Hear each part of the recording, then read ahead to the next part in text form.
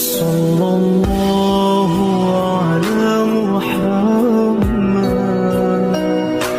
صلى الله عليه وسلم. اللهم صل وسلم على سيدنا محمد مفتاح باب رحمة الله عدد ما في علم الله صلاة وسلاما دائمين بدوام ملك الله وعلى آله وصحبه.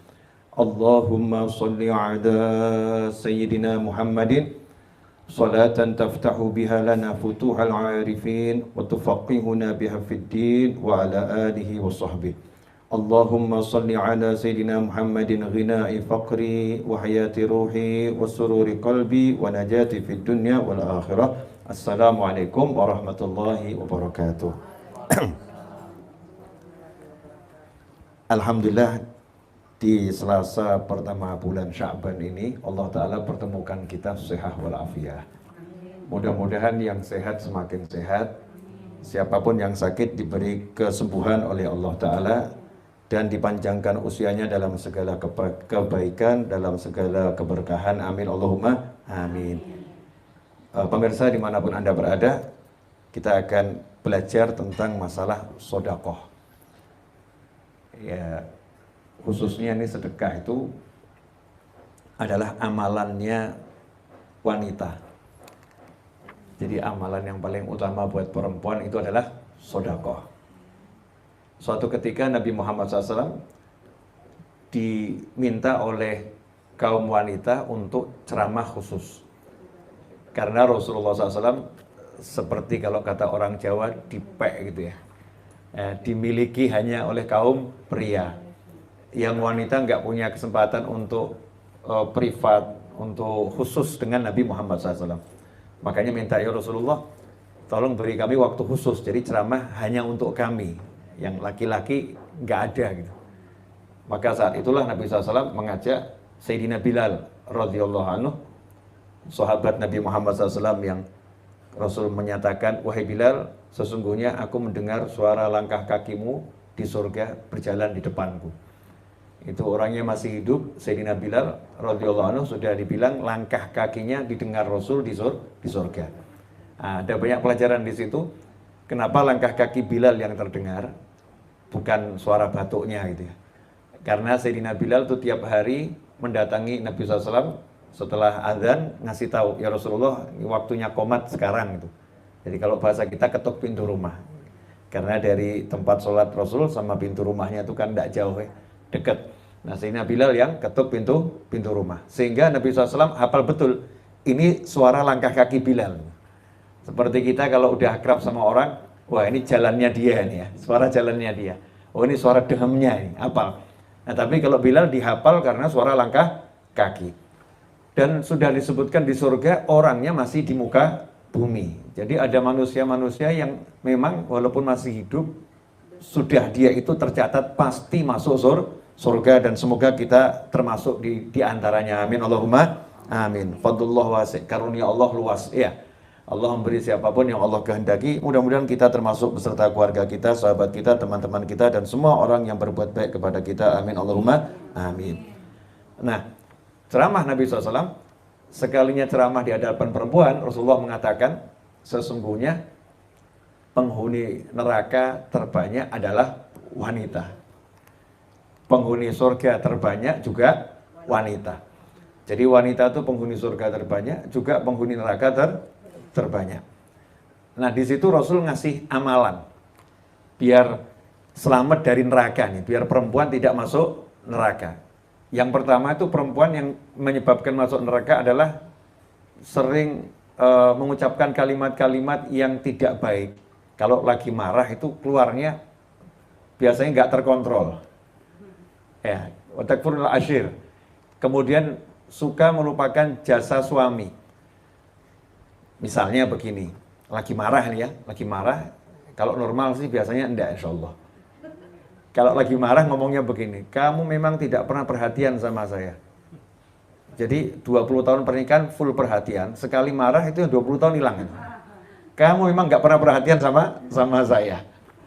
Atau kamu memang tidak pernah ngajak saya jalan-jalan. Padahal cuma sekali malam Ahad ada kencan sama suami tiba-tiba ditelepon urusan penting gitu ya, dalam tanda kutip, urusan penting. Itu kemudian komentarnya, kamu memang tidak pernah mau ngajak saya jalan-jalan, padahal baru gagal sekali itu. Jadi yang malam Ahad kemarin, malam Rabu kemarin, ya hilang semua, nggak kehitung. Atau ketika pengen baju, ya pengen baju, suaminya nggak mau. Enggak, saya nggak mau belikan kamu. Memang kamu nggak pernah mau belikan saya pakaian. Padahal satu lemari itu pakaian dari suami. Ini sifat yang begini, sifat yang menyebabkan banyak perempuan nggak sadar masuk ke dalam neraka. Na'udzubillah min dzalik. Kenapa? Karena melupakan jasa baik orang lain. Jadi Islam itu melarang umatnya melupakan jasa baik orang. Siapapun orang yang punya jasa, meskipun orang itu tidak beriman kepada Allah dan Rasulnya, jasanya harus diingat. Ya, jasanya harus diingat.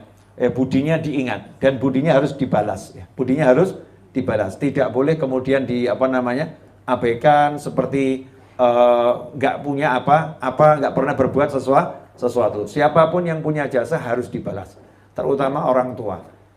Makanya karena anak itu tidak bisa membalas jasanya orang tua sebagai penyebab adanya anak. Jadi kalau nggak ada orang tua kan anak nggak ada. Gimana caranya kita membeli kehidupan? Nggak bisa kan? Kehidupan kita ini kan asalnya dari Allah, tapi Allah memberikannya lewat orang tua. Nah, untuk membayar jasanya orang tua menjadi penyebab hidup kita, dengan semua kebaikan kita nggak mungkin bisa. Karena itu kalau ada anak yang kemudian kok sama orang tuanya ngomong kasar, sama orang tua ngomong nggak baik, Allah Ta'ala nggak peduli dengan amalnya. Jadi amalnya itu bisa hancur semua karena ucapan kasarnya pada orang tua. Karena dia nggak menghargai orang tua, dia termasuk anak yang tidak mengingat jasanya orang tua. Sampai-sampai Allah mengatakan dalam Al-Quran, kalian jangan menyekutukan aku dengan suatu apapun. Dan berbuatlah baik kepada kedua orang tuamu. Selama mereka tidak mengajak kamu kufur, pokoknya wajib berbuat baik. Jadi orang tua yang sekalipun ngajak kufur sekalipun, tetap wasahib, pergaulilah keduanya dengan pergaulan yang baik. Tetap harus bicaranya baik, walaupun orang tuanya jahat. Tidak ada alasan buat anak, orang tua saya jahat, orang tua saya nggak iman sama Allah, nggak ada alasannya. Orang tuamu model seperti apapun, modelmu harus baik. Ya, modelmu harus baik. Nah, ini termasuk diantaranya istri yang melupakan jasa suami. Dan termasuk diantaranya kebalikannya, suami yang melupakan jasa istri. Nah, ini kadang istri-istri juga protes. Ini Habib, Ustadz, Kiai yang diomongkan cuma istri melulu. Ini suami gimana ya? Suami yang melupakan jasa istri. Termasuk diantaranya istri buatkan minum. Istri setrikakan pakaian meskipun nyuruh ART ya, tapi kan itu yang mengelola manajernya siapa? Adalah istri. Istri memberi anak, walaupun suaminya kadang ngomong ya kan benihnya juga dari aku. Ya tapi siapa yang ngerawat benih ini selama 9 bulan? Kemudian setelah lahir memberikan ASI ataupun non ASI selama sekian tahun. Kemudian kalau anaknya itu nangis di malam hari, siapa yang disuruh bangun sama suami? Masya Allah, kalau suaminya bangun selalu ngomong, Bu, anakmu bangun. Ya, Bu, anakmu bangun. Jadi nggak kemudian biar istrinya tidur, enggak, tapi istrinya bangunkan. Bahkan istri yang udah hamil, melahirkan susah, ini pun masih dikasih tugas yang berat-berat sama suami, namanya ngurus anak. Kok gitu nggak terima kasih. Nah, itu termasuk yang enggak syukur. La in syakartum la azidannakum wa la in kafartum inna adzabi lasyadid. Kalau kalian syukur pasti aku tambah. Kalian kufur nikmatku, ingat sesungguhnya siksaku teramat pedih. Nah, ini buat suami apapun kebaikan istri juga enggak boleh dilupakan ya. Harus dibalas dengan balasan yang luar biasa. Nah, termasuk diantaranya adalah istri yang tadi itu sifatnya kalau marah ngomongnya nggak baik, melupakan jasa suami, ini menjadi penyebab masuk neraka, na'udzubillah min dzalik. Maka sama Rasul dikasih solusi. Karena biasanya perempuan nggak sengaja, keceplosan dia. Tapi keceplosannya buat sakit hati suami. Ya suaminya sakit bener, kamu memang nggak pernah perhatian sama aku. Masya Allah, ini sekian tahun nggak dianggap. Ya, lihat ini keluar dari pagi sampai malam cari nafkah buat kamu, dibilang nggak perhatian gitu ya. Ini kepala jadi kaki, kaki jadi kepala, dibilang nggak perhatian. Siapa sih yang pengen capek-capek? Ya pengennya di rumah sama istri, sama anak. Pengennya begitu. Tapi ini karena demi cari nafkah harus keluar ketemu orang yang nggak enak saya lakukan. Tapi kamu bilang kamu memang nggak perhatian sama saya. Nggak ngucap suami, di dalam hati ngomongnya sama cerewetnya sebetulnya. Cuman kalau perempuan mungkin keluar di mulut ya, nggak semuanya, tapi rata-rata kan wanita seperti itu ya. Kalau laki-laki disimpan di dalam hati, sama-sama berbicara. Nah, solusinya apa? Nabi SAW memberikan solusi adalah agar wanita banyak sodakoh, banyak bersedekah. Sedekah ini akan menyebabkan cintanya Allah dan menghapuskan banyak dosa, menghindarkan banyak bencana. Maka seketika itu Nabi SAW menggelar selendang dan para istri, para wanita saat itu sedekah. Ya, sedekah kepada Nabi Muhammad SAW untuk disalurkan kepada umat Islam yang lain. Nah, di akhir zaman ini katanya tidak ada amal yang lebih mudah dan lebih cakep untuk orang-orang zaman akhir seperti istighfar, solawat, dan banyak sodakoh. Istighfar karena kita banyak dosa, solawat itu untuk menghapus dosa dan untuk menghias diri kita. Nah, kalau sedekah, ya tadi itu, ya dosa kita ya banyak, dan kita ini kalau banyak dosa kan banyak musibah nanti. Banyak dosa, banyak bencana. Solawat menjadi peredam, istighfar peredam, kemudian sodakoh juga peredam. Nah, yang jadi masalah, banyak orang yang tidak tahu cara sedekah yang baik. Kemarin saya buat video durasi 1 menit 50 sekian detik, kemudian durasi 5 menit, ya menjelaskan banyak orang gagal paham sodakoh. Banyak orang gagal paham sodakoh. Yang pertama, fikih sodakoh itu jangan pernah kamu sedekah dan engkau merasa telah berbuat baik kepada orang yang kamu sedekahi. Jadi kalau kita sodakoh pada siapapun, ini yang saya, Masya Allah, ada anak-anak tuh nanya sama saya di WA nih banyak. Saya udah kasih ibu saya itu uang sekian gitu. Saya udah beri uang sekian. Jadi dia merasa ngasih uang ibunya itu sudah berbuat baik sama ibunya. Kita memberikan uang itu pada orang lain saja, tidak boleh merasa kita berbuat baik pada orang tersebut. Fa'in ahsantum li anfusikum. Kalau kalian berbuat baik, pada hakikatnya kalian berbuat baik pada diri kalian sendiri. Ini yang harus dipahami nomor 1, yaitu kita tidak boleh melihat yang disedekahin itu adalah orang yang kita berbuat baik kepadanya. Tapi justru orang yang kita sedekahi, dia lagi berbuat baik kepada kita. Dia lagi berbuat baik kepada kita. Karena sodakoh itu tidak boleh kita sedekah niat untuk orang itu, tapi kita sedekah niatnya untuk Allah Subhanahu wa Ta'ala. Ini cara pandang sodakoh yang betul. Nah, banyak orang yang cara pandangnya salah. Dia merasa, aku kan sudah kasih dia, kurang apa saya? Apa saya kurang baik? Udah terlalu banyak yang saya berikan. Kok balasannya seperti itu? Kok dia seperti itu? Kok dia seperti itu? Jadi akhirnya sakit hati. Ketika kita ini memberi seseorang dan responnya itu biasa-biasa saja, atau responnya, balasannya itu negatif, kitanya sakit hati. Tapi kalau kita melihat saya ini memberikan kepada Allah Subhanahu wa Ta'ala, maka jadinya indah, jadinya nikmat. Sebagaimana dikatakan dalam berbagai hadis, di antaranya dalam hadis berikut, wa fi riwayatin li Ibnu Khuzaimah, innal abda idza tasaddaqa min tayyibin taqbalahu Allahu minhu. Wa akhadhaha bi yaminih farabbaha kama yurabbi ahadukum muhrahu aw fasilahu. Wa innar rajula yatasaddaqu bil luqmah faturabbu fi yadillah aw qala fatarbu fi yadillah aw qala fi kafillah hatta takuna mithral jabal fatasaddaqu aw kama qala sallallahu. Yang ringkasnya, terjemahan bebas, sesungguhnya seorang hamba itu kalau dia sedekah dari hasil usahanya yang baik. Jadi kalau sedekah harus yang baik. Kenapa? Karena sedekah ini diberikan kepada Allah, bukan diberikan kepada orang lain. Ini juga gagal banyak orang. Banyak orang kalau sedekah cari yang nggak baik.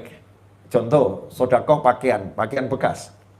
Saya itu paling sedih dulu kalau di musola, di masjid ada tulisan pengumpulan pakaian bekas untuk anak yatim. Sudah yatim dapatnya pakaian bekas pula. Ini dolimnya kita luar biasa. Ya, Kemudian setelah saya ceramah begitu dan banyak ustadz ceramah begitu, banyak ulama ceramah begitu, diganti tulisannya. Ya, layak pakai. Ya sama saja itu pakaian bekas ya. Cuman judulnya lebih sopan. Seharusnya kalau kita mau memberi itu bukan yang bekas, tapi yang terbaik. Kalau toh bekas itu yang kita mengeluarkan berat. Ini pakaian kesayangan saya nih. Ini yang saya cintai ini, bukan itu wah udah buang. Ini repot ini. Ya itu sebetulnya membantu mengosongkan lemari kita. Mungkin minimalis kalau kita ikut the minimalis itu ya, orang-orang yang hidup secara sederhana, konsepnya orang Jepang sama orang Amerika zaman now. Itu kalau bisa pakaian yang pokok-pokok saja, yang punya memori dibuang, yang penting ruangannya itu kok kosong ya. Di dapur juga dipilih benda-benda yang perlu saja, yang nggak perlu dibuang. Zaman sekarang kan kembali seperti zamannya Nabi SAW, kehidupan modern. Semakin minimalis, semakin bagus itu. Yang diajarkan oleh banyak orang di akhir zaman ini. Nah kalau kita mau sedekah, yang betul-betul baik, bukan cari yang bekas. Tapi apa yang menyenangkan orang tersebut, dan menyenangkan subhanahu wa ta'ala. Sebagaimana kalau kita dikasih, kita pengennya sesuatu yang terbaik. Maka kalau kita memberi, hendaknya kita memberi yang terbaik. Diceritakan putri Nabi Muhammad SAW, Sayyidah Fatimah Zahra radhiyallahu anha, suatu ketika dilihat oleh Nabi SAW lagi membersihkan mata uang yang dari perak. Dulu kan uang itu perak atau emas. Punyanya uang sedikit dari perak, dirham, cuman 1-2 dirham, dibersihkan betul, dicuci. Karena dulu kan uangnya bukan uang kertas ya. Nah, dicuci, bersih, kemudian dikasih parfum. Nabi SAW kemudian nanya, "Wahai Fatimah, apa yang kamu lakukan?" Dijawab, "Saya bersihkan uang nih, saya kasih parfum." Buat apa? Kan engkau bersabda ya Rasulullah SAW, sesungguhnya kalau ada orang sedekah, diterima oleh Allah dengan tangan kanannya. Nah, di hadits ini, yang saya baca tadi, kalau ada orang sedekah, itu diterima oleh Allah dengan tangan kanannya. Artinya Allah langsung yang menerima itu. Ya Allah langsung yang menerima. Bukan orang yang kita beri, bukan. Tapi Allah yang menerima sedekah kita. Maka saya pengen sedekah saya diterima sama Allah dalam keadaan baik dan harum. Sehingga Allah senang sama saya. Ya, sehingga Allah senang sama saya. Nah ini cara sedekah tuh seperti itu. Jadi orang dulu tuh kalau sedekah cari yang terbaik kemudian disedekahkan. Beda dengan kebanyakan kita zaman now. Terutama ini kalau bapak-bapak Jumatan tuh ya. Kalau Jumatan ada kotak amal tuh dikeluarkan yang dicari yang angka kecil. Kalau ada merah, ada biru ya, ada yang agak hijau gitu. Ya, yang dipilih itu bukan merah. Saya berapa kali jadi panitia masjid dulu waktu saya masih ngurusi Jumatannya masjid. Ngitung kas itu. Itu kalau saya lihat ada uang merah, Masya Allah juaranya datang. Jadi satu kotak itu belum tentu ada uang merah satu. Begitu ada satu juaranya datang. Dan kemudian uangnya ada apa? 5.000, 2.000, abu-abu ya. Warna nggak jelas. Nggak apa-apa, nggak masalah. Tapi sayangnya di dompet itu yang dibuka 2.000 bukannya bagus. Udah 2.000 dipilih yang paling lecek. Yang paling lusuh, yaitu yang disodakohkan. Betul nilainya tetap sama, tapi cara pandang yang seperti ini membuat pahalanya tidak sama. Pahalanya nggak sama. Karena kita nggak tahu kita lagi berhubungan dengan siapa. Kita bukan berhubungan dengan orang yang kita beli, tapi ibadah itu hubungan hamba dengan Allah Subhanahu wa Ta'ala. Saya lagi menyerahkannya kepada Allah. Dikatakan di sini diterima oleh Allah dengan tangan kanannya, kemudian sama Allah dikembangkan. Kalau orang bisnis itu kita titip, nanti dikembangkan nih, diusahakan lagi, diputarkan sampai jadi banyak. Ya, jadi banyak. Nah, sedekah kita diterima sama Allah Ta'ala, sama Allah dijadikan banyak. Sama Allah dijadikan banyak, dikembangkan oleh Allah SWT, nanti kemudian kita menerimanya lagi dari Allah dalam wujud yang jauh lebih besar. Nah, kalau sudah paham begini, maka nggak ada orang sedekah sedih. Pasti senang. Termasuk sedekah yang paling gampang dan itu agak susah, sedekah namanya senyum. Senyum ini kan sedekah. Saya kalau ceramah latihan senyum. Dari awal gitu, dari awal saya ceramah dari mulai SMP gitu ya, SMA. Saya kalau ngomong pokoknya latihan senyum gitu. Sampai ada komentarnya jamaah itu kalau ustadznya ceramah, saya isi pengajiannya nggak tahu, tapi lihat senyumnya hati saya tenang. Udah hasil maksud. Ya, hasil maksud. Yang penting hatinya tenang. Nah ini Senyum itu kan sedekah. Tabassumuka fi wajhi ahika hiyalaka sedekah. Senyummu untuk saudaramu itu adalah sedekah, sabda Nabi SAW. Nah kalau untuk orang lain sedekah, bangun tidur noleh ke suami, senyum kan sedekah ya. Tapi biasanya lihat noleh ya gak senyum-senyum juga gitu ya. Saling toleh nggak ada yang saling senyum, gitu ya. Jadi pandangan pagi aja sedekah pada pasangan hidup beratnya luar biasa. Ini kalau kita lihat senyumku bukan untuk suamiku, tapi senyumku untuk Tuhanku. Oh, Masya Allah, senyum ya untuk Tuhanku, Mas, bukan buat kamu, jangan GR ini ya. Ini buat Allah Subhanahu wa Ta'ala. Maka Allah akan membalas itu. Saat itu kita langsung dapat senyumnya Allah, ridhonya Allah, rahmatnya Allah, karunianya Allah yang luar biasa. Begitu pula ketika suami senyum bukan untuk istrinya. Karena kalau dia senyum untuk istrinya, mungkin jawabannya juga sama dengan suami tadi. Ngapain kamu? Tumben senyum-senyum. Ada apa? Mungkin tabasudzon ya. Mungkin prasangka nggak bagus. Mungkin komentarnya nggak enak. Pagi-pagi senyum. Mimpi apa tadi? Ayo, mimpi yang benar. Cerita gitu. Komentarnya nggak enak gitu ya. Padahal niat ngasih senyum pada istri ini suami, atau istri ngasih senyum sama suami. Tapi kalau kita niatnya ke Allah Ta'ala, komentar apapun kamu nggak ngurus, Mas. Aku lagi senyum sama Allah. Ya, aku lagi memberikan senyumku kepada Allah. Begitu pula sedekah. Ini mungkin banyak kerabat, entah keponakan, entah sepupu, entah paman, entah bibi. Ya, kita sedekah dengan tulus, tapi justru mungkin di belakang komentarnya negatif. Orangnya sih kaya, tapi kalau ngasih cuma segitu. Masya Allah.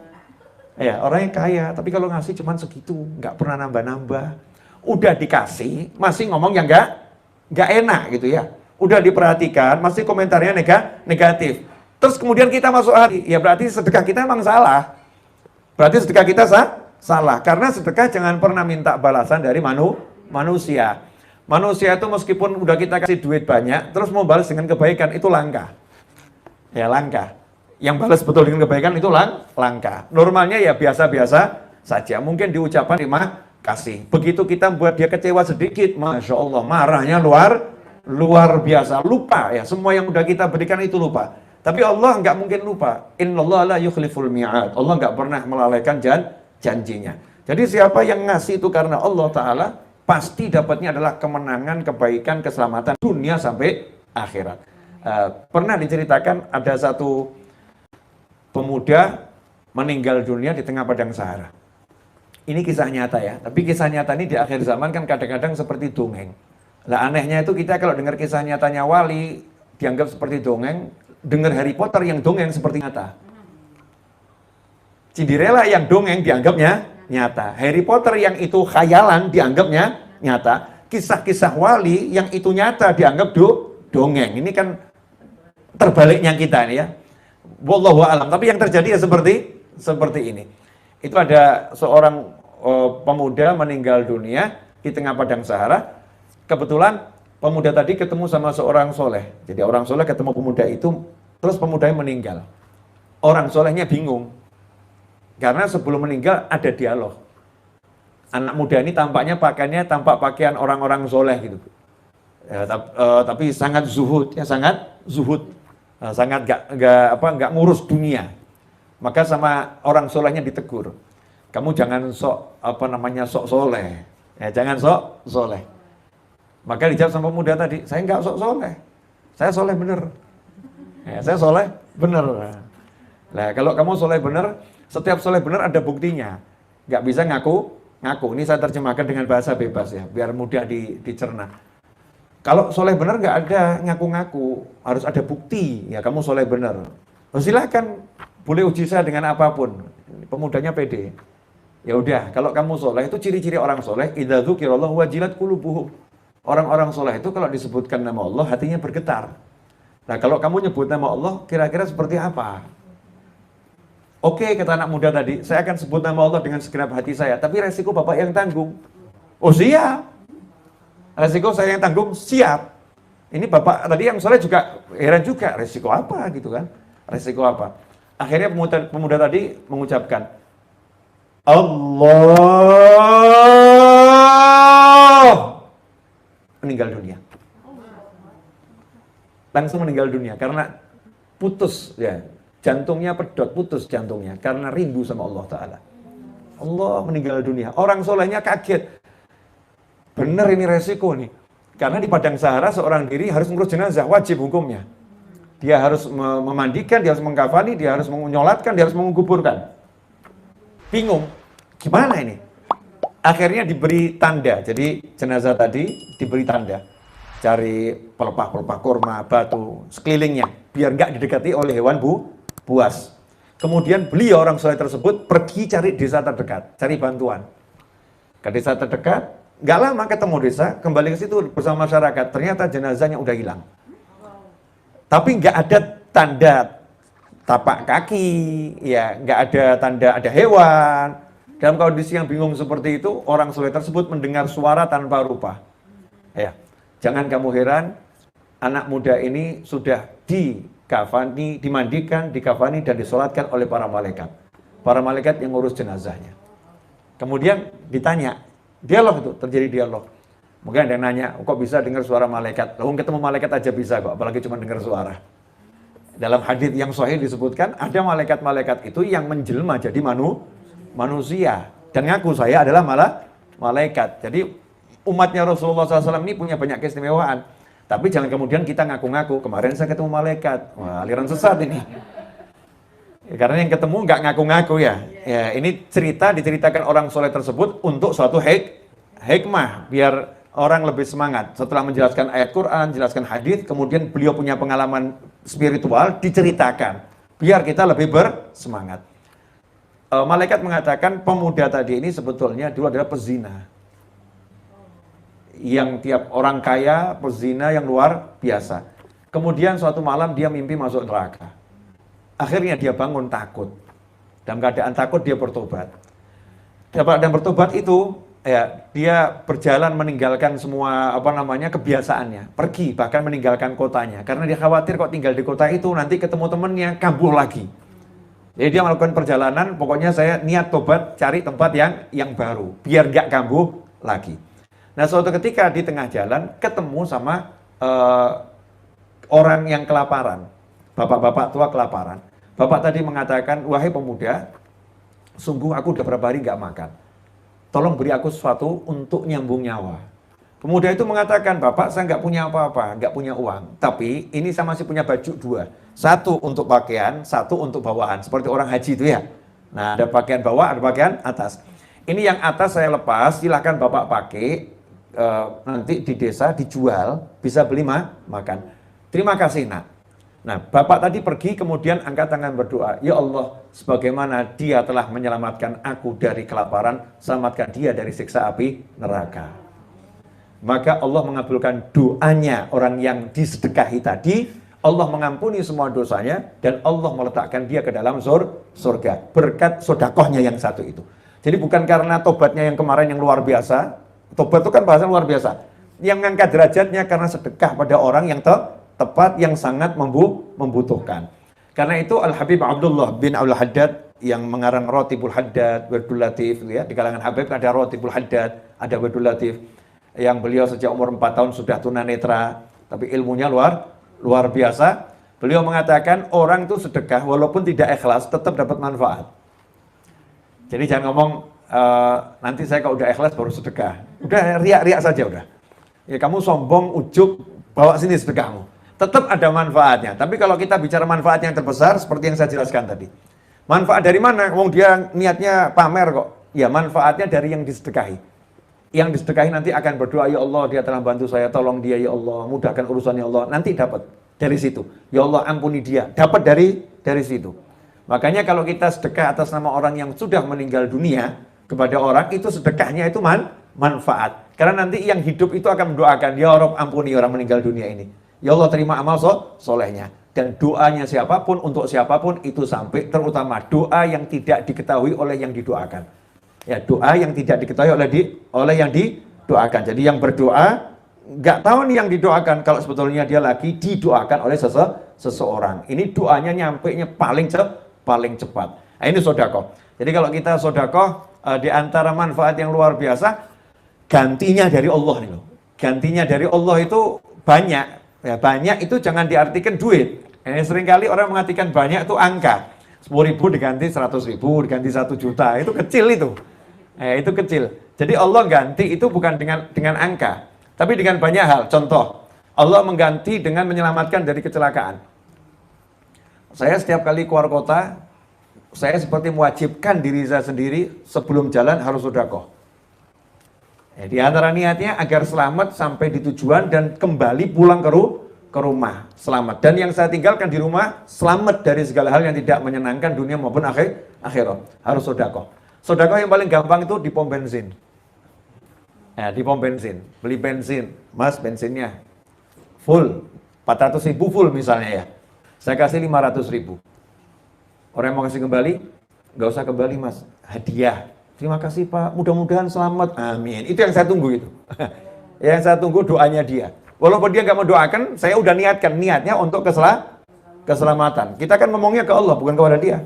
Yang ngomongnya kalau ya Allah ini biar saya selamat, semuanya selamat. Kita minta sama Allah Subhanahu Wa Taala. Di antara gantinya itu. Nah, kemudian di antara ganti dari sekian banyak, itu duitnya tetap diganti sama Allah. 100.000 akan dilipat gandakan, itu pasti. Tapi gantinya Allah nggak cuma itu gitu loh. Allah maha baik, Allah maha dermawan, Allah maha pemurah.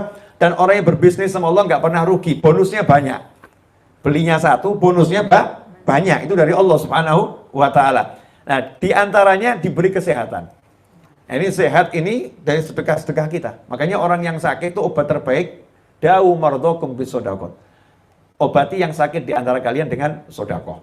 Nah, zaman ini kan penyakit macam-macam. Cuman orang kan fokusnya ke COVID tok ya.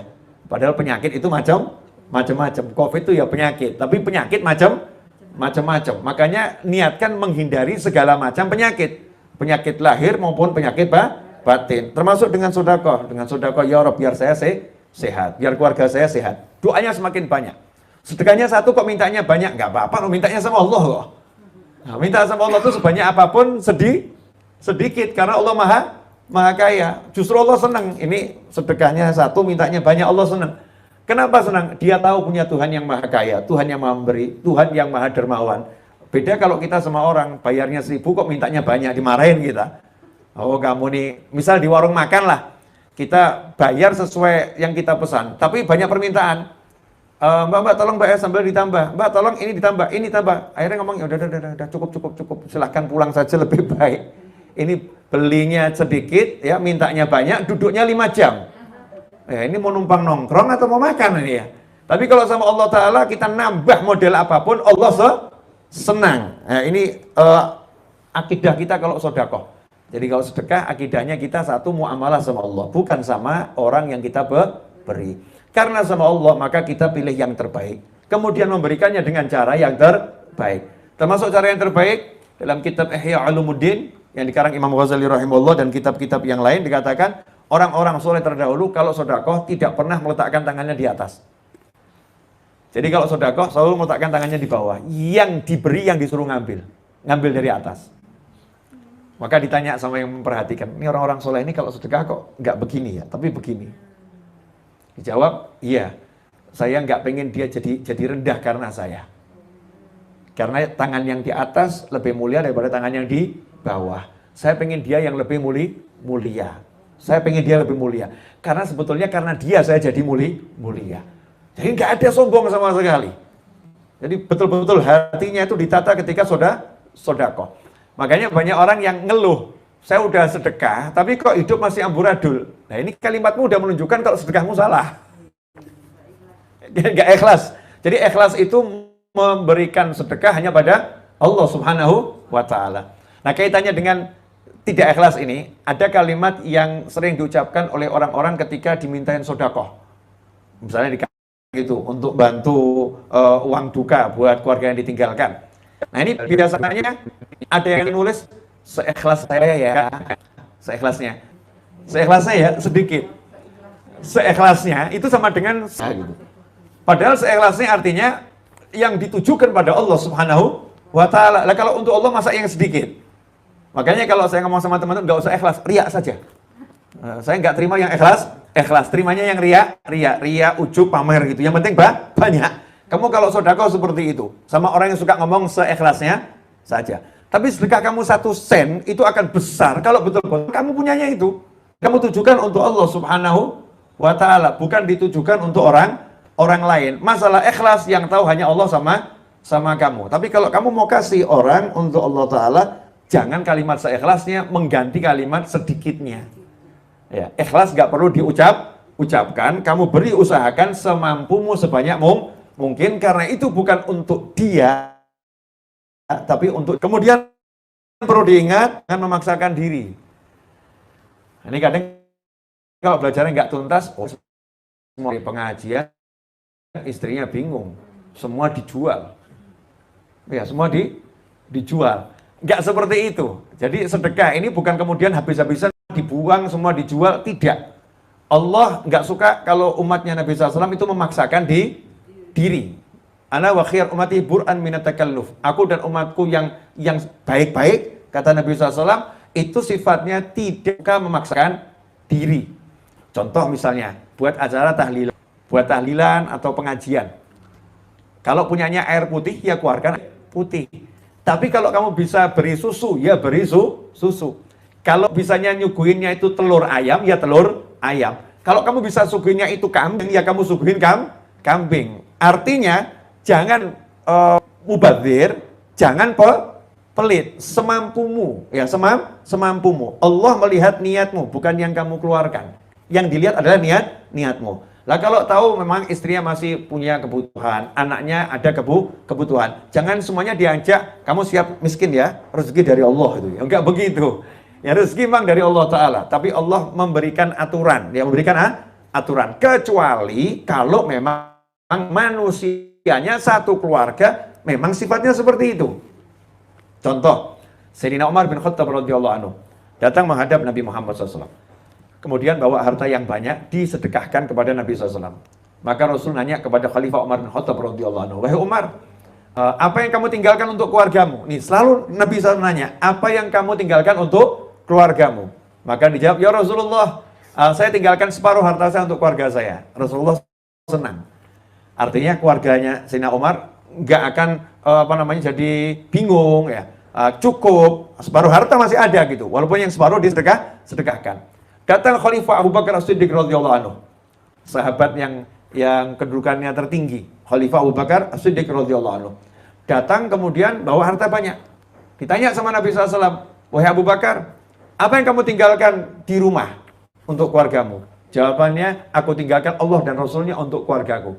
Artinya semua harta Sayyidina Abu Bakar Siddiq radhiyallahu anhu disedekahkan untuk Allah dan Rasulnya.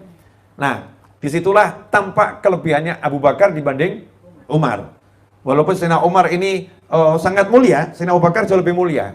Bukan Sayyidina Umar nggak berani menghabiskan duitnya, ya Sayyidina Umar ya berani menghabiskan duitnya. Tetapi membuat satu rumah kompak itu tidak mudah. Sayyidina Abu Bakar sudah bisa membuat seisi rumahnya, itu hatinya nggak ada keluh kesah. Jadi kalau nggak punya duit ya nggak masalah. Minum air aja siap, nggak ada keluh kesah. Minum air sama minum jus itu sama. Ya, punya sama nggak punya itu sama. Kalau satu keluarga udah seperti itu, habiskan hartamu di jalan Allah nggak jadi masalah. Tapi kalau baru gajimu terlambat, datang saja udah muring-muring yang di rumah. Ya, istri udah protes, ini kok gajinya terlambat. Anak udah bingung gimana nih bayar sekolah ayah. Kemudian untuk pembantu kamu juga belum kamu siapkan. Ya jangan kamu habiskan hartamu seperti itu. Memberikan harta ini kepada istri ya sedekah. Memberikan harta kepada anak itu juga sedekah. Memberikan harta kepada ART itu juga sedekah. Makanan yang kamu masukkan ke mulut istrimu itu adalah sedekah. Itu juga sedekah. Tapi kalau kamu bisa ajak semuanya sedekah, nah itu luar biasa. Nah ini yang perlu digarisbawahi di akhir zaman ini ya. Agar sedekahnya barokah. Alhamdulillah saya udah bicara 38 menit. Ya. Tambah dikit lagi ya. Insya Allah.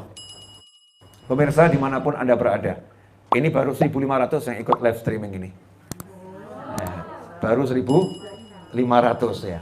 Walaupun kelihatannya di sini hanya berlima, tapi di luar sana ada 500 belum yang lain nih live semua kan ya. Nah, barokah itu namanya barokah. Kalau YouTube saja bisa menjadikan banyak seperti ini. Baru saya transaksi sama YouTube. Ya muamalah sama YouTube. Saya titipkan video saya ke YouTube. YouTube mengembangkannya jadi banyak. Dilihat banyak orang. Masa titipkan harta ke Allah kok nggak percaya? Ya, YouTube aja bisa langsung YouTube ini. Masa kita kau nggak percaya? Berarti kan iman kita perlu dipertanyakan. Tanda tanya. Padahal contohnya luar biasa. Kepada teknologi kita percaya, kepada perusahaan kita percaya. Tapi kenapa kepada yang punya semuanya kita kok kurang percaya? Lanjut, bismillah. Nah, kemudian sesungguhnya Allah Ta'ala menerima sedekah dan menerimanya dengan tangannya Allah, ya sama tadi ya. Kemudian dilipat gandakan sama Allah, dikembangkan oleh Allah Subhanahu wa Ta'ala. Saya mau ngasih, akan banyak orang salah ketika sedekah nunggu hari meninggal dunia. Akhirnya jadi ahli waris kan, waris. Ya, innamal amalu biniat, orang bilang kan udah niat. Nah, jangan salah, niat itu ada definisinya. Kalau bilang nanti saya Jumat mau sedekah, itu baru angan-angan. Kalau udah buat cek, cairnya hari Jumat, nah itu namanya sudah niat. Itu namanya sudah niat. Sebentar. Santai dulu. Nah. Udah nyambung kawan-kawan? Ya, saya lanjutkan. Ya. Banyak orang yang sodakonya ditunda sampai Jumat, ya karena hari yang mulia, sampai Kamis, hari diangkatnya amal. Nunggu hari Senin, hari lahirnya Nabi SAW. Betul itu hari mulia, tapi sodakoh itu mulianya bukan karena hari. Jadi sodakoh itu mulia bukan karena hari. Sodakoh itu mulia karena kebutuhannya. Kebutuhan kita. Nah kita butuh diampuninya kapan? Nah kalau kita butuh diampuni hari Jumat, ya silakan. Ya, sedekah hari Jumat. Kalau kita butuh ampunannya sekarang, ya sedekahnya sekarang. Nah bagaimana sedekah itu akan jadi bernilai yang luar biasa? Dikatakan oleh Nabi SAW, antas sahih syahih. Ketika ditanya Nabi SAW sedekah yang paling besar pahalanya seperti apa? Dijawab, antas sahih syahih, takhshal faqra wa ta'mulul ghina. Kamu dalam keadaan sehat, kemudian pelit terhadap harta itu, berat mengeluarkannya. Kenapa berat mengeluarkannya? Memang ekonominya pas-pasan. Takhshal faqra, kamu takut nanti kalau disedekahkan habis uangnya. Ta'mulul ghina, dan masih punya keinginan nabung biar punya duit banyak. Dalam kondisi yang seperti itu, sehat, uangnya pas-pasan, pengen nabung, kok sedekah? Itu sedekah yang luar biasa, pahalanya besar. Nah kalau orang sakit sedekah biasa. Kenapa? Pengen sembuh. Ya saya sakit, saya sedekah gitu. Pengen sembuh, bagus, ya itu bagus. Tapi pahalanya biasa. Nah, ketika ada seseorang yang dia itu dalam keadaan kaya raya, duitnya banyak. Orang yang duitnya banyak sedekah, ya bagus, tapi biasa saja. Oh, namanya uangnya banyak. Hal bukan suatu yang istimewa. Tapi kalau orang yang uangnya pas-pasan, dia sedekah kan luar biasa. Dia lagi nabung ini, pengen nanti untuk beli rumah. Kok tahu-tahu tiba-tiba tetangganya mau bayar sewa rumah nggak punya. Cerita sama dia, wah ini ya, doakan saya dapat rezeki. Kalau enggak nih diusir ini seminggu lagi. Lu kenapa? Kontrakan ini loh, belum kebayar. Oh insya Allah dapat rezeki insya Allah. Terus dia ingat, saya punya tabungan ini. Ya, tabungan untuk beli rumah. Udah nabungnya mungkin puluhan tahun. Ya nabungnya puluhan tahun. Dapatnya nggak seberapa. Tapi dia cita-cita ini untuk beli rumah. Ingat tetangganya seperti itu. Diambil semua kasih ke tetangga. Nih dah, nggak usah pusing kamu nih. Bayar tuh kontrakan rumah. Itu sedekah yang terbaik. Karena memang orangnya pas-pasan. Nah kalau kita lebih, bagus ya. Tapi bukan pahala yang terbaik. Nah terus gimana caranya? Dalam keadaan lebih, kita bisa dapat pahala yang terbaik. Solusinya gimana? Kan kita nggak mau nunggu miskin dulu loh. Untuk dapat pahala yang terbaik, yuk kita miskin dulu. Kan enggak loh ya? Gimana caranya kita dalam keadaan lebih, tapi kita dapat pahala yang terbaik? Ya kita sedekahkan yang kita berat mengeluarkannya. Mengeluarkannya itu berat. Nyedekahin, ya dikasihkan pada orang yang pernah musuhin kita. Orang yang pernah musuhin kita, usahanya jatuh. Jatuh miskin misalnya. Masya Allah. Itu insya Allah kalau kita sedekah ke dia, pahalanya lipat-lipat. Kenapa? Karena nafsu kita ngelawan. Syukurin. Kualat saya. Kalau kata orang Jawa Tengah gitu, kualat. Jawa Timur ya, kualat. Kena apa itu? Tuah ya. Itu kena tuah saya itu. Makanya dia jatuh miskin. Terhadap orang yang seperti ini, sedekahin. Dibantu. Sungguh-sungguh batunya ikhlas di ta'ala. Ini pahalanya luar biasa. Jadi harus kita pintar ngelola sedekahnya. Terus kepada siapa lagi? Kepada kerabat. Ya kepada kerabat. Banyak orang nyumbang yayasan sana, ya panti sana, majelis sana, bibinya sendiri butuh duit nggak dikasih. Keponakannya butuh modal kerja nggak dikasih. Lebih utama dia bantu keponakannya, biar keponakannya jadi orang yang besar.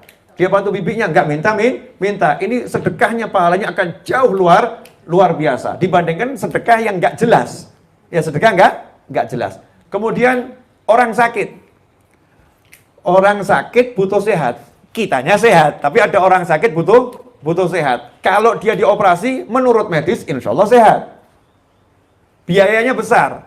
Sedekah pada orang itu sekali lebih baik daripada sedekah ribuan kali pada orang lain yang nggak jelas.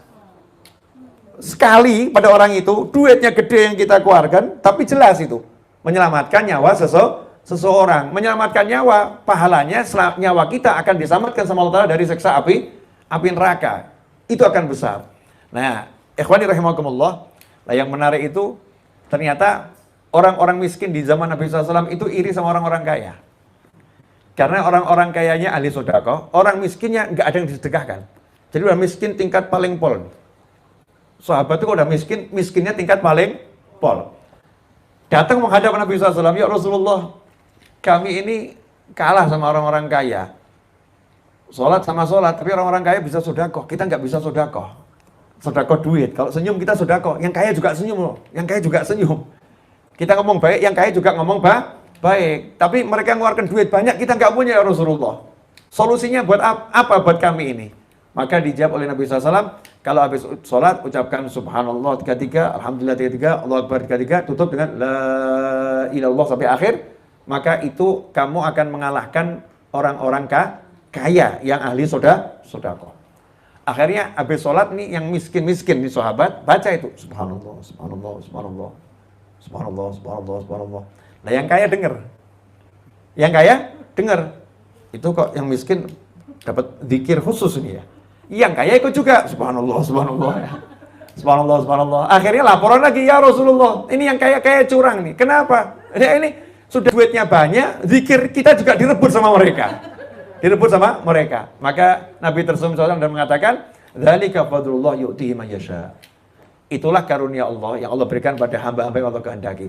Orang kaya yang model begitu memang orang istimewa. Itu pilihannya Allah Ta'ala. Udah duitnya banyak, zikirnya rajin, sholatnya bagus, ilmunya banyak. Ini memang orang langka. Ini pilihannya Allah Subhanahu wa Ta'ala. Udah kamu terima karunia Allah dalam kondisi punya ekonomi yang pas-pasan, bisa sabar, bisa syukur, bisa zikir, pangkatmu ya tingginya luar biasa. Tapi memang ini teman-temanmu yang kaya ini bukan sembarang orang. Ini orang-orang yang luar biasa. Nah buat kita ya termasuk itu diantara untuk menambal kekalahan kita sama orang-orang yang punya sedekah yang luar biasa, ya zikirnya diperbanyak, kemudian sedekahnya pada orang yang tepat, dan jangan pernah merasa sudah lebih baik daripada yang disedekahi. Saya punya cerita nih, bayar parkir mobil, bayar parkir di Solo. Waktu itu parkir mobil Rp1.000. Parkir mobil flat sama di pinggir jalan dimanapun Rp1.000. Nah kebetulan ketika saya mau parkir itu tukang parkirnya nggak ada. Jadi tukang parkir nggak ada, digantikan nenek-nenek. Yang parkirin nenek-nenek. Senyum saya kasih Rp5.000. 5.000. Terimanya Alhamdulillah. Itu saya jarang dengar kalimat seperti itu. Jadi Alhamdulillahnya itu dari hati. Alhamdulillah, moga-moga kamu selamat, rezekinya grojok. Waduh, saya jawab bodoh-bodoh. Nanti pahala saya habis sama doanya dia. Jadi saya timpali sama jenengan ya, sama engkau juga dapat yang sama. Akhirnya saya keluarkan uang Rp10.000. Doanya lebih banyak, Masya Allah, mugi-mugi tambah selamat gitu. Saya cek dompet, ada 50.000, saya keluarkan Rp50.000. Ya, kemudian langsung saya tutup jendela, ojo ndonga meneh, Bu. Ini kalau keluar doa lagi, mungkin dan untuk bapak-bapak ketika menghadapi istri ya. Ini pemirsa dimanapun Anda berada, untuk ibu-ibu ketika menghadapi suami dan untuk para suami menghadapi istri. Jangan pernah merasa Anda berbuat baik pada pasangan hidup Anda. Nanti capek dapatnya. Contoh misalnya, istri sampai kursus masak. Karena tahu suaminya suka nasi goreng. Suaminya suka nasi goreng. Sampai kursus masak khusus nasi goreng. Akhirnya dia masak nasi goreng. Pagi-pagi disuguhkan sama suaminya. Sayang, nasi goreng. Hasil kursus 10 hari. Suaminya makan terima telepon. Halo, iya Pak. Iya, segera berangkat Pak. Cep. Ma, berangkat dulu ya. Sebel enggak kira-kira? Jujur Bu. Sebel enggak? Sebel, kesel, pegel gitu ya. Ini kursusnya 10 hari. Bangunnya dari sebelum subuh. Ya udah kita berpeluh keringat, aroma enggak karu-karuan pagi-pagi. Demi menyenangkan hatinya. Dia cuma lap. Enggak pakai terima kasih. Enggak ada pujian sama sekali. Emang ini suami bejat model begini nih. Ya suami bejat, nggak tahu terima kasih. Nah, tapi kita jadi istri yang solihah. Gimana? Nyantai aja. Aku nggak pernah buatin buat dia kok. Aku lakukan semua ini untuk Allah Subhanahu wa Ta'ala. Ya Allah, aku udah persembahkan yang terbaik untuk suamiku. Maka begitu suaminya ngincipin sekali, loh, alhamdulillah. Komenmu nggak penting. Kalau sampai komen, itu namanya bonus. Ya, itu namanya bonus. Alhamdulillah. Oh, Mah enak ya, atau Dek enak, yang enak, alhamdulillah. Mungkin kita nanya kurangnya apa, ya kurangnya apa. Tapi kalau kita minta komentar, sakit. Suami minta komentar dari istri yang baik, Masya Allah. Ini banyak WA masuk juga, keluhan para suami. Bukan cuma istri yang ngeluh, para suami juga ngeluh. Jadi sudah kerja mati-matian, istrinya hidupnya sama handphonenya saja. Hadir orangnya hadir ini di sini ya. Entah di mana di sini, wallahu a'lam ya. Jadi kalau suaminya datang itu bukan ditanya gimana kabarnya, bukan ini, tapi handphone yang dipegang. Mah, kopi mah. Iya bentar. Kopi mah bentar. Iya, teh bentar ya nih. Nanggung ya, nanggung. Nah, nanggung katanya, drakornya nanggung. Ya. Lagi asik, lagi seru ya. Bentar, ini lagi balasin WA nih, bentar. Balasin WA bentar, nggak selesai. Bentar. Kan banyak yang model begini nih. Ini kok suami kemudian melihat perilaku istrinya seperti itu, minta balasan dari istrinya. Aku dari pagi ini keluar, cari nafkah buat kamu, buat anak-anak. Wah, aku minta kopi aja, kamu bilang nanti sebentar. Kamu keterlaluan. Boleh, sakit hati. Ya sakit hati. Nanti jadinya nggak bagus. Akhirnya apa? Pergi, keluar, ngopi sendiri. Kemudian di tempat ngopi ada yang nyapa. Ngopi sendiri mas. Iya, selesai. Selesai. Iya, yang di rumah nggak mau nemeni. Iya, selesai ya kan? Akhirnya pulang, mah kopi ada? Oh belum ada. Ya udah, saya ke warung kopi. Oh silahkan. Nanggung silahkan. Bapaknya juga seneng. Yes. Ya. Mudah-mudahan tiap hari silahkan tiap hari. Akhirnya jadinya nggak baik. Karena hal yang simpel. Tapi kalau suami ini bisa menerima kondisi istrinya. Memang istri saya males, memang ya orangnya begitu. Sebetulnya orangnya baik, tapi modelnya seperti itu ya sudah gitu ya. Kalau ngomong nggak dibuatin, ya udah buat sendiri. Kalau enggak ya sabar menanti hibur diri sendiri. Enak karena mintanya sama Allah. Tapi ketika kita itu minta balan dari orang yang bermuamalah dengannya, capek. Ya termasuk urusan bisnis nih. Saya kemarin dulu ditanyain orang, Habib, saya habis ditipu orang. Datang nih pengusaha ke rumah saya, yang katanya ditipu, kayak yang katanya bisnisnya lagi seret dan lain sebagainya. Caranya hati biar tidak gundah gulana, biar tidak risau ngadepi yang seperti ini gimana? Saya jawab gampang. Caranya atau gampang, prakteknya harus latihan. Maksudnya gimana, Habib? Kamu kalau hartamu itu hilang, ketika kamu bisnis sama orang kok ditipu, uangmu diambil lari sama orang tersebut, kalau kamu itu yakin benar sama Allah, hidupmu enak. Yakin benar gimana, Bib? Saya kasih pilihan begini. Yang pertama, kalimat yang dipakai sama ulama-ulama terdahulu. Al-halal ma yafut. Yang halal nggak mungkin hilang. Yang halal nggak mungkin hilang. Jadi begitu kamu berinteraksi dengan siapapun, berbisnis dengan siapapun, bermuamalah dengan siapapun, kok uangmu hilang, ditipu. Maka cukup kamu katakan nomor satu, kalau itu halal, nggak mungkin hilang. Artinya kalau itu halal, nanti Allah akan ganti dari arah yang berbeda. Capek saya berharap dari dia. Saya berharap dari Allah Ta'ala. Ya Allah, dia ambil 100 juta ya Rob. Gantinya banyak kan ya Allah. Kirim ya Allah. Mintanya sama Allah. Biar dikirim dari arah yang lain. Terserah Allah. Kemudian kalau ternyata itu haram ya Allah. Kalau itu haram, biar hilang sekalian. Alhamdulillah dia bawa pergi yang haram. Sehingga nggak ada yang haram sama kita. Nanti hatimu enak. Ya nanti hatimu enak. Itu yang pertama. Yang kedua, kamu punya dosa enggak? Banyak, Bib. Ya sudah. Termasuk salah satu cara Allah menghapuskan dosa buat hamba-hamba yang beriman itu adalah dengan memberinya musibah. Dikasih musibah, itu akan menghapuskan dosa, ngangkat derajat. Lah kalau kamu cuma dikasih musibah, duit hilang kan ya alhamdulillah tuh. Kamu niatin, ya Allah, ini kalau haram, ya biar hilang sekalian. Kalau itu halal, saya yakin kau akan ganti ya Rob.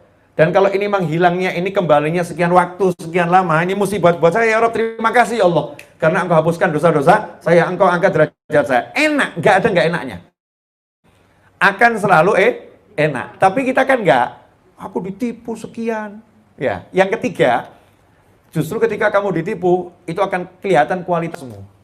Kok bisa? Datang seorang kepada almarhum Mbak Umar Syahid, Mbak Umar Tumbu, itu di Pacitan. Mbak Umar itu wafat usia 107 tahun. Dan kemanapun jalan kaki itu nggak pernah pakai alas. Naik pesawat Garuda ya nggak pernah pakai alas kaki. Ya, dulu biasa dipanggil presiden di masa lampau ya. Dari generasi ke generasi diajak presiden ke Istana Negara untuk dimintain nasihat ya untuk baca doa buat bangsa. Nggak ada orang tahu Mbak Umar ini orangnya sederhana. Ya. Punya duit dapat buat bangun sekolah SMK jadi disedekahkan untuk negara. Biasanya orang bangun sekolah itu kan minta sumbangan dari negara. Beliau tidak bangun jadi di negara. Ini buat negara. Biasanya orang minta dari negara. Itu Mbak Umar Syahid. Nah didatengin sama ini, ngeluh. Saya habis ketipu sekian puluh juta Mbak. Gimana ini Mbak? Mbak Umar tuh nyantai cuma ngucap Alhamdulillah. Alhamdulillah. Ya ibunya agak sebel juga. Jujur aja, Mbak kok Alhamdulillah. Saya ini lagi kesusahan kok Alhamdulillah.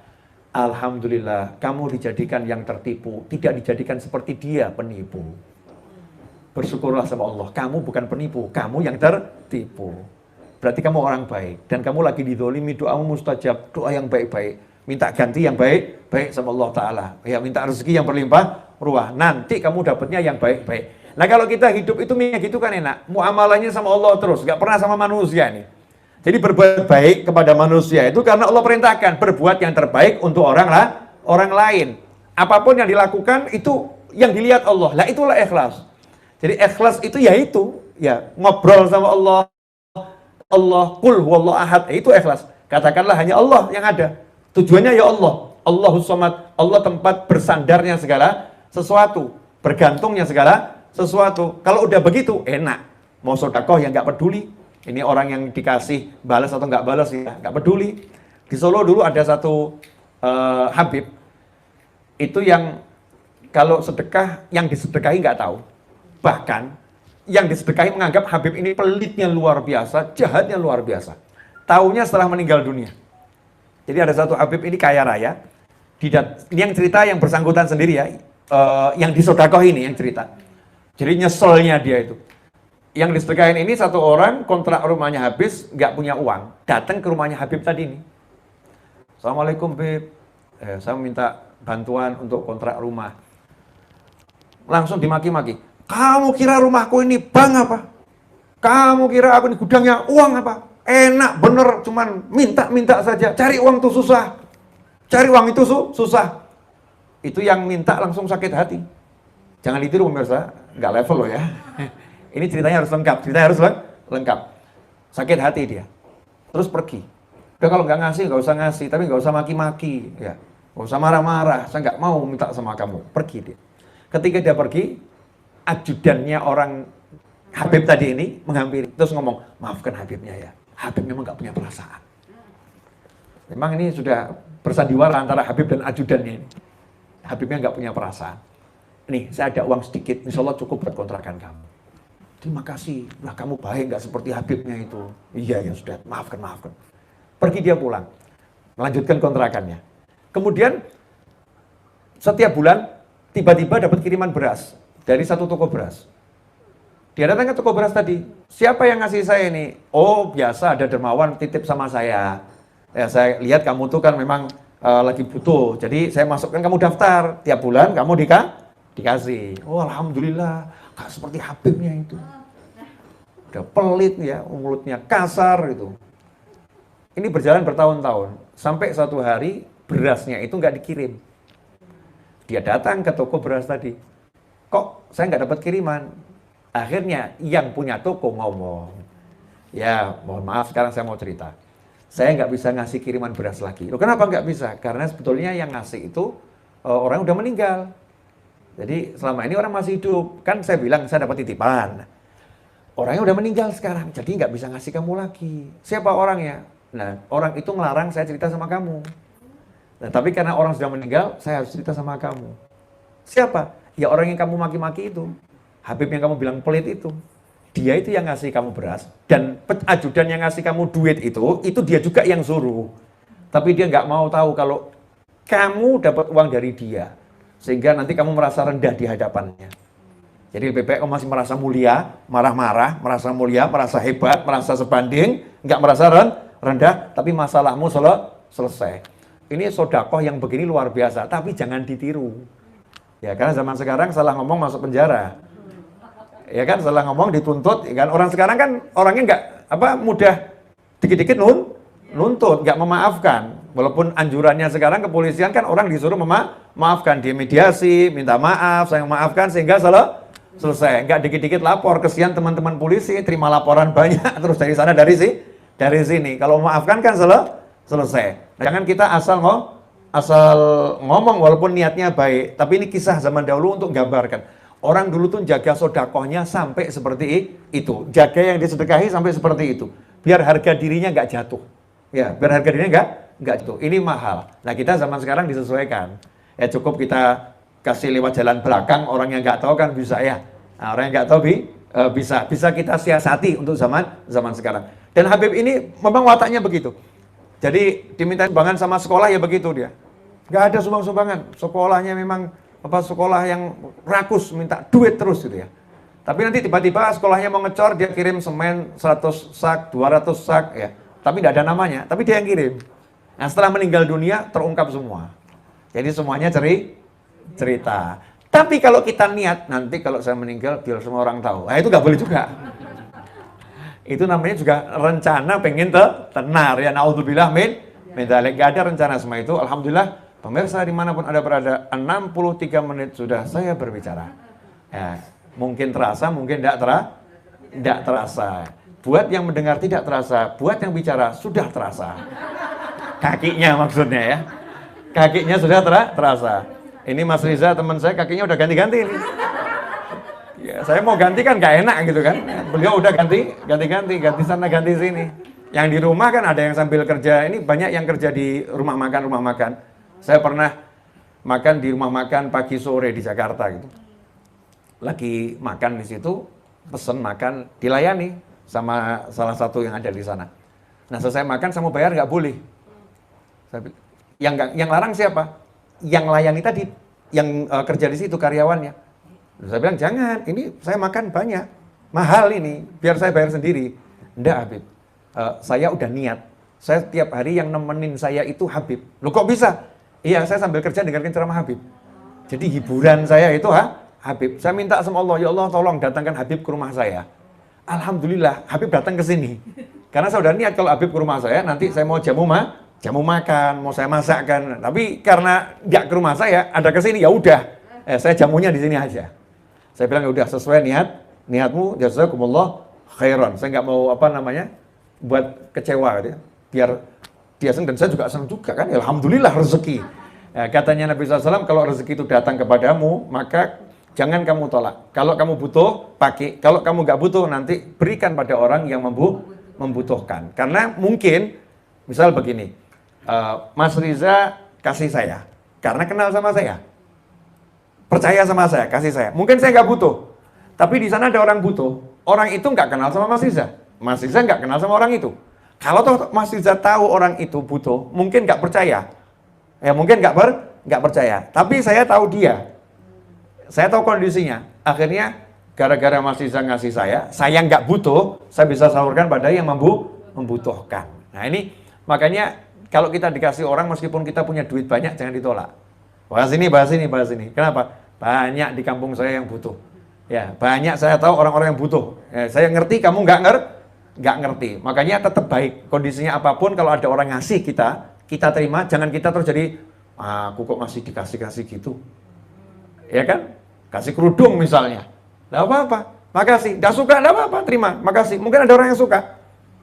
Mungkin tetangga kita suka. Bu, suka ini nggak ini? Ini bagus, tapi nggak cocok sama saya nih. Ini bukan warna saya, ini barangnya bagus. Mau nggak Bu? Oh mau. Alhamdulillah ternyata dia mau, bukan buat dia. Dia ternyata punya keponakan yang suka warna itu terus. Jadi mungkin rezekinya bukan rezeki kita, bukan rezeki tetangga kita, mungkin rezekinya orang jauh. Kita cuma jadi perantara, tapi perantara kebaikan, perantara sedekah.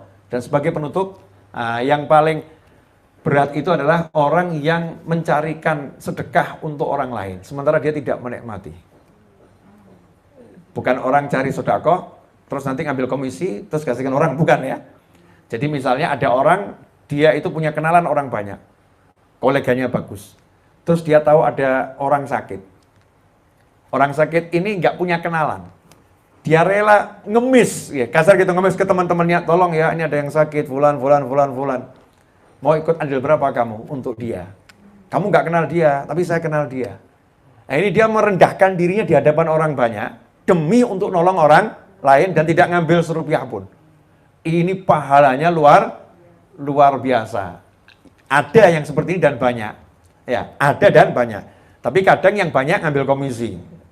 Ya, ada juga yang cari komisi ya, sekian persen kamu tak carikan ya, tapi sekian persen buat saya. Ini naudzubillah min dzalik. Meskipun sah-sah saja tapi kurang mulia. Ya, kalau yang mulia adalah yang betul-betul dia cari, semuanya dikasihin pada orang yang butuh, dan dia cuma kebutuhannya menolong orang lain dan masalah orang itu selesai. Yang begini yang menyelamatkan kita dari banyak hal. Sebagai penutup pemirsa dimanapun Anda berada, ingat-ingat saja, siapa menyayangi disayangi, siapa menolong ditolong, siapa mewujudkan hajat diwujudkan hajat. Kalau udah yakin begitu, maka hidup kita enak. Nggak mungkin kita resah, gelisah, galau, dan lain sebagainya, karena kita nggak bermuamalah dengan manusia, berhubungan dengan yang punya jagat raya, yaitu Allah Subhanahu wa Ta'ala. Mohon maaf, semoga berkah manfaat. Jazakumullah khairan. Pesan saya untuk ibu-ibu dimanapun berada, tolong tanyain anak-anaknya yang sudah baligh, yang perempuan, hutang puasanya tahun lalu sudah lunas belum? Ini sudah Sya'ban. Nah, perempuan kan ada masa menstruasi. Nanti kalau nggak segera diingatkan dari sekarang, nanti tidak selesai itu membayar hutang puasa ya, dibayar yang masih punya hutang puasa. Karena kalau tidak nanti numpuk-numpuk, ada aturan yang berlaku ya. Dosa iya, ada aturan lunasinya juga berbeda. Walafu minkum, semoga berkah manfaat. Semoga Allah berkati kita di bulan Sya'ban ini dan sampaikan kita pada bulan Ramadan dan mencatat kita sebagai orang-orang yang beribadah dengan baik, dibebaskan dari siksa api neraka, diberi surganya Allah Ta'ala, dan semoga kita semua diberi kesehatan yang prima, zahiran wa batinan, panjang usia dalam segala kenikmatan, ketaatan, kebahagiaan, kebaikan, dan kita semua kelak diakhiri dengan husnul khatimah. Wassallallahu ala sayyidina Muhammadin wa alihi wasallam walhamdulillahi rabbil alamin wal afu minkum wassalamu alaikum warahmatullahi wabarakatuh. Sallallahu